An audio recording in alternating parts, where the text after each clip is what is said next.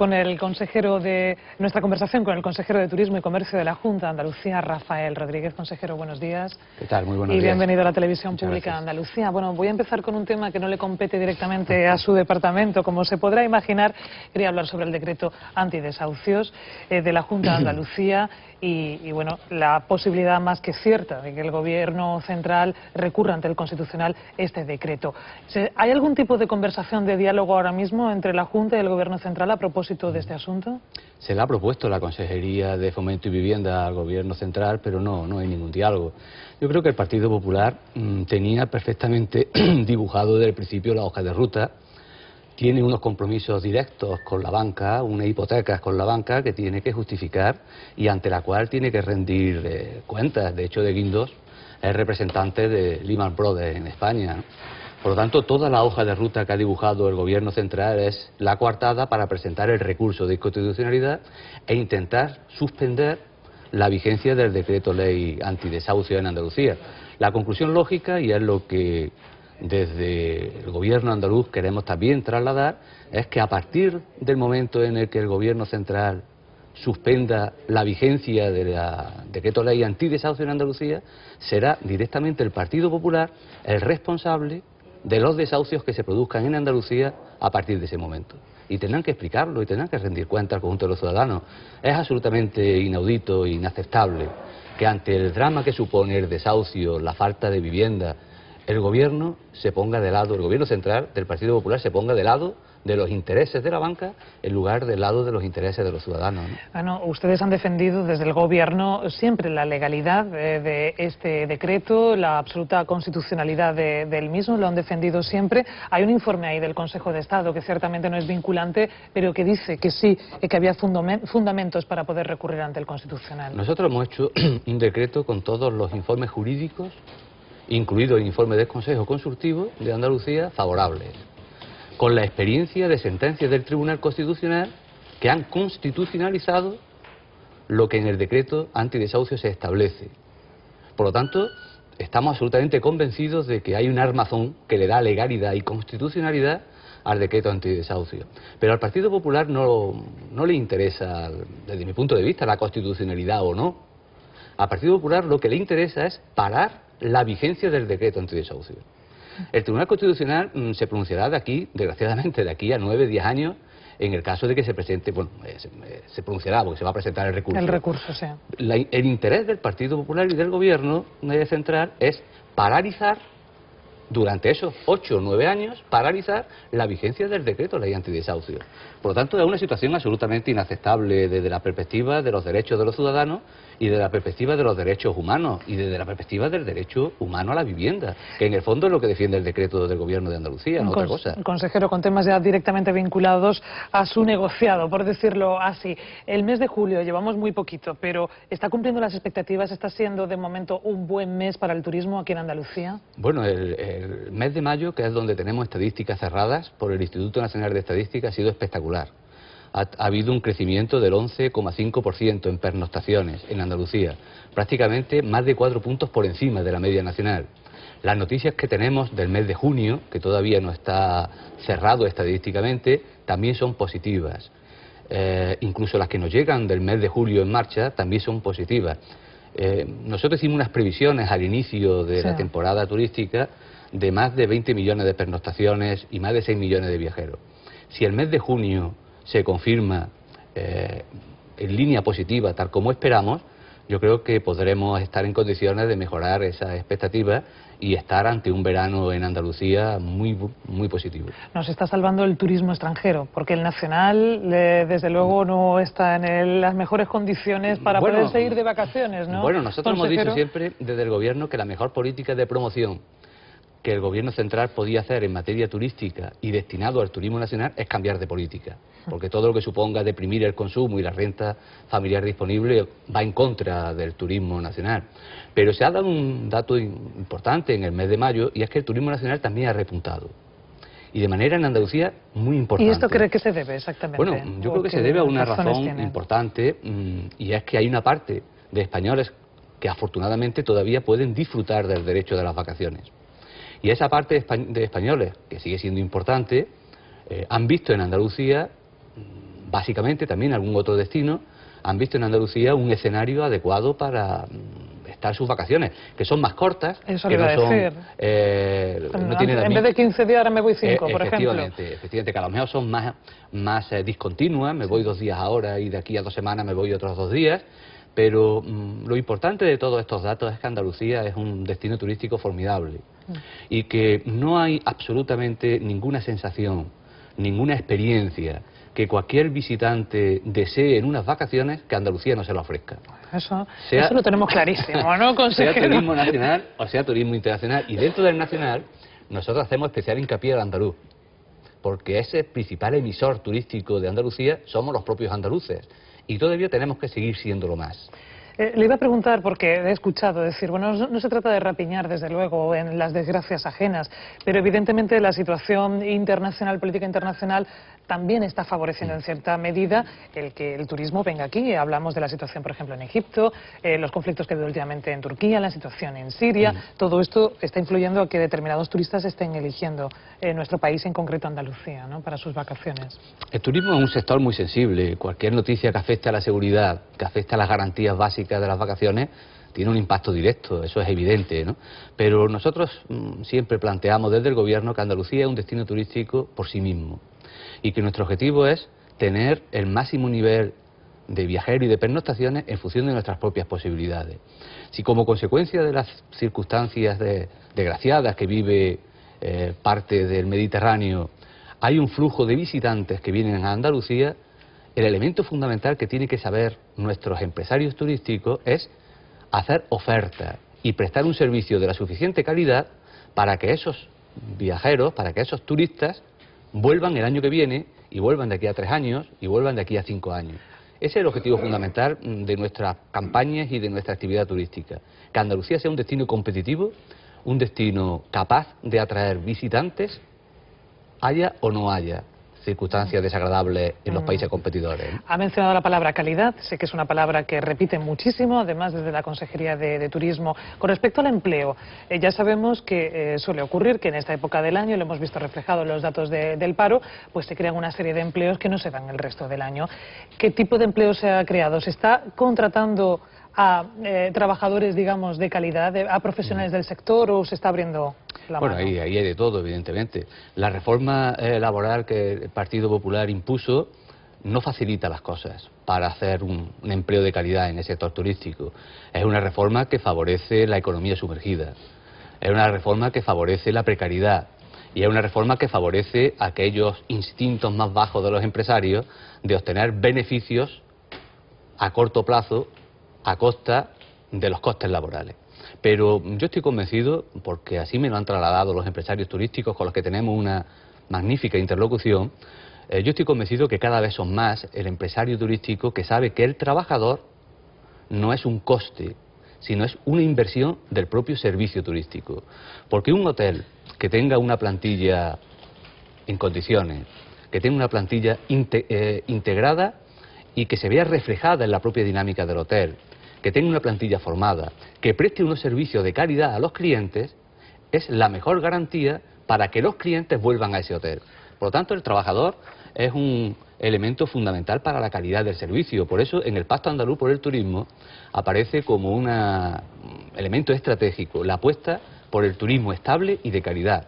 Y eso está firmado por la Consejería, está firmado por los sindicatos, pero también está firmado por la Confederación de Empresarios, ¿no? Es que le iba a preguntar porque ustedes dicen, desde defendiendo el empleo de calidad y que las empresas apuesten por este tipo de empleo, que esas empresas que apuesten por ello tendrán una interlocución privilegiada con la Junta. ¿A qué se refieren esto exactamente? Bueno, pues algo tan simple como que la Junta, a la hora de articular los mecanismos de incentivos, los mecanismos de subvenciones, los mecanismos de los créditos reembolsables, establecerá como un criterio importante a la hora de seleccionar los proyectos aquellas empresas que tengan un compromiso claro con el empleo de calidad y con la formación del trabajador. ¿Lo están haciendo con ese fondo de 50 millones de euros Lo hemos de establecido, crédito? efectivamente. ¿Tiene un cálculo de cuántas empresas han acogido ya a esta línea de crédito? Bueno, ¿o no? empezó hace nada, ¿no? 2 días, ¿no? No tengo ahora mismo ese dato, pero nosotros somos conscientes de que el principal problema que tiene es un fondo de reembolsable, de crédito reembolsable, en primer lugar, que se hace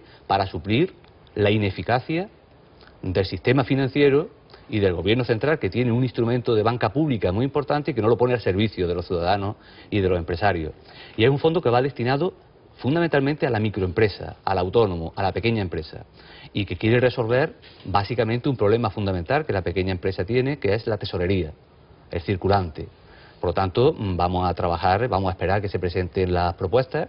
Nosotros estamos esperanzados de que ese fondo sirva para abrir esperanza a miles de pequeñas empresas que a lo mejor con 30.000 euros de tesorería resuelven sus problemas de viabilidad a corto plazo.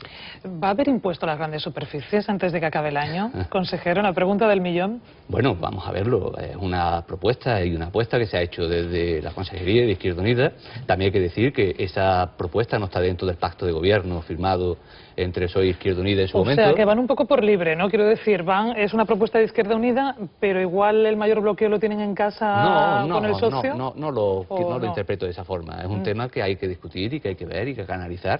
Cualquier medida que no está dentro del pacto en su momento firmado, pues necesita ser analizada y estudiada, ¿no? Yo espero que para el año que viene pueda estar en vigor. Está en vigor, ese impuesto la ha puesto en marcha el Partido Popular donde gobierna, la ha puesto en marcha el Partido Socialista donde gobierna en otras comunidades.